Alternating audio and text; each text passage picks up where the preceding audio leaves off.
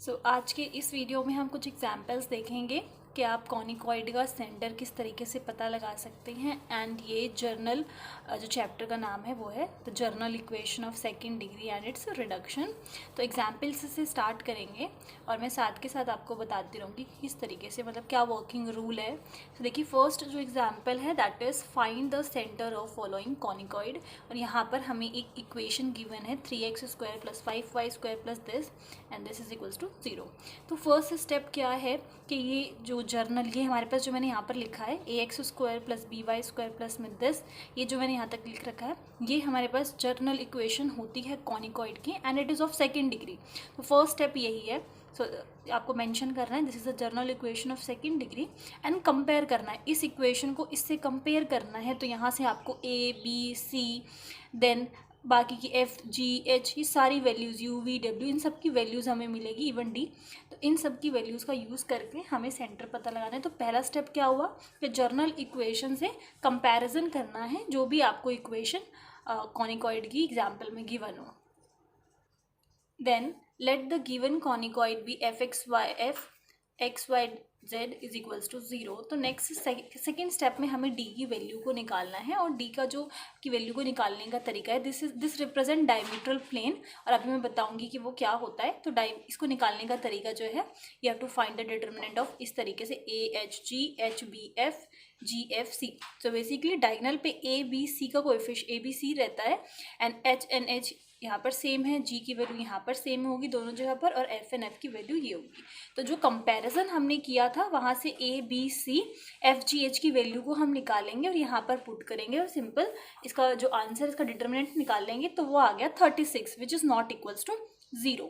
अगर जैसे इस केस में तो 30 जो आंसर हमें मिला है जो डी की वैल्यू हमें मिली है वो 0 के इक्वल नहीं है, बट अगर इन केस डी की वैल्यू 0 के इक्वल होती तो उस कॉनिकॉइड का हमें कोई भी डायमीट्रल प्लेन नहीं मिलता। पहले ये समझ लेते हैं कि डायमीट्रल प्लेन होता क्या है, देन आगे प्रोसीड करेंगे एंड इससे रिलेटेड भी एक एग्जाम्पल हम देखेंगे। इससे समझते हैं। तो ये हमारे पास एक कॉनिकॉइड है एंड यहाँ पर ये जो है काफ़ी सारे पैरेलल कोड्स हैं, लाइक दिस इज कोड, तो एक उससे पैरेलल कोड बनाया गया है और ऐसे ही एक सिस्टम है पैरेलल कोड्स का। तो डायमीट्रल प्लेन ये होती है जो कोड है उसके मिडल पॉइंट का जो लोकस बनता है उसे डायमीट्रल प्लेन कहते हैं।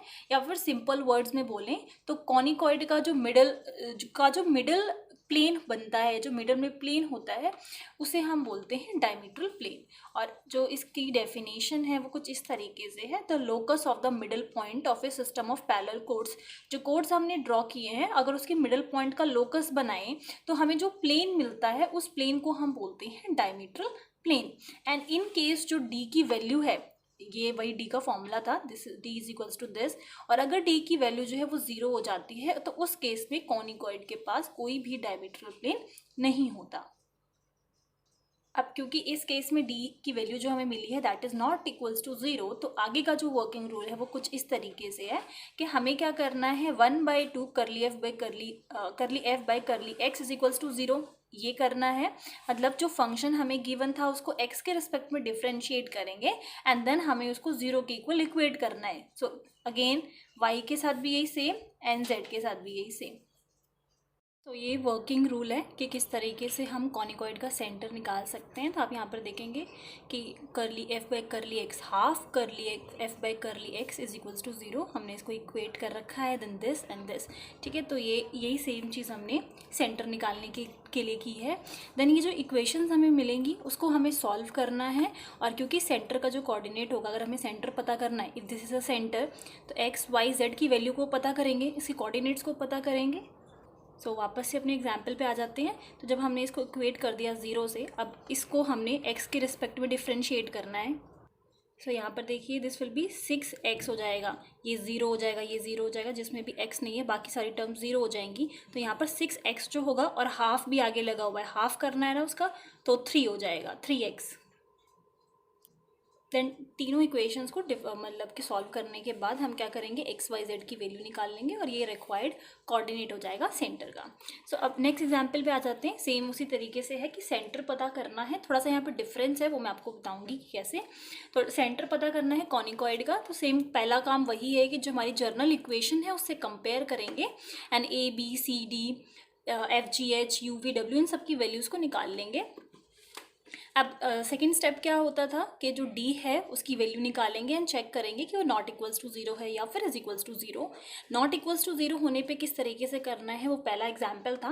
तो यहाँ पर हम जब हमने वैल्यूज़ पुट की और आंसर निकाला तो वो 0 के इक्वल आ गया। तो इस केस में हम क्या करेंगे कि कैपिटल A है, capital H and capital G की इनकी वैल्यूज़ निकाली गई है, क्योंकि हमें इसकी यहाँ पर ये चाहिए AU प्लस में HV प्लस में ZW। तो यहाँ पर देखिए A एंड इस A में डिफरेंस है, this is capital A and this is small a। तो यहाँ पर अगर हम कैपिटल A B C की बात करें तो ये सब क्या हैं, को फैक्टर्स हैं, को factors of small a, small b and small c respectively.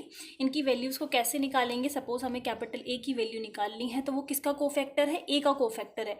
तो इसको हम हटाएंगे और इस रो को इस कॉलम को हटाएंगे और इस रो को हटाएंगे। तो this multiply by this minus this multiply by this. तो यहाँ पर आ जाते हैं, A का करना था तो ये हट गया 20 इंटू 18, देन माइनस ये वाला माइनस माइनस प्लस हो जाएगा 36। जब सॉल्व करेंगे तो 324 आ जाएगा।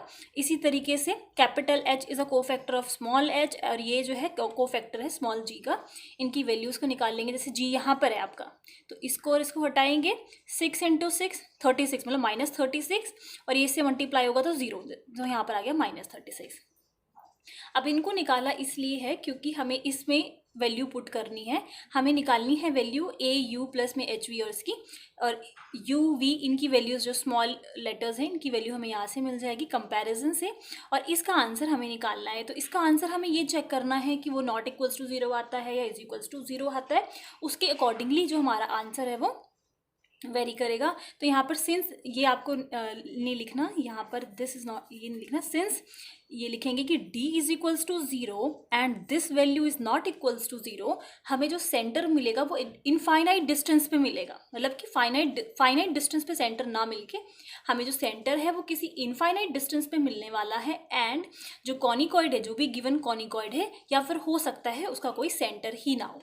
अब क्योंकि इसकी जो भी वैल्यू आएगी आंसर उस पर डिपेंड कर रहा है कि वो नॉट इक्वल्स टू 0 है या फिर इज इक्वल्स टू 0 है, तो उसके बेस्ड पे हमारे पास कुछ आंसर्स हैं जो इस टेबल के थ्रू आपको पता लगेगा कि सेंटर किस तरीके से पता कर सकते हैं आप। जैसे कि फर्स्ट था, ये फर्स्ट एग्जाम्पल से हमने देखा कि D की वैल्यू नॉट इक्वल्स टू 0 आ रही थी, तो हमने क्या कहा कि जो सेंटर है वो किसी फाइनाइट डिस्टेंस पे था और हमने इसका कोऑर्डिनेट भी निकाल लिया था, ठीक है।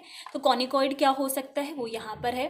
देन ये एग्जाम्पल देखिए जो कि जस्ट अभी हमने डिस्कस किया, सेकेंड एग्जाम्पल कि D की वैल्यू 0 आती है बट ये हम सॉल्व करते हैं तो वो नॉन ज़ीरो आता है। तो सेंटर क्या होगा, कहाँ पे मिलेगा, इनफाइनाइट डिस्टेंस पे मिलेगा। और अगर ये पूछता है कि वो कौन सा कॉनिकॉइड है, जो गिवन कॉनिकॉइड है वो कौन सा है, तो पैराबोलॉइड, उसके अकॉर्डिंगली हमें आंसर मिलेगा। देन इफ D की वैल्यू 0 है and this is also is equals to 0 and A की वैल्यू नॉन ज़ीरो है तो ये आंसर मिलेगा।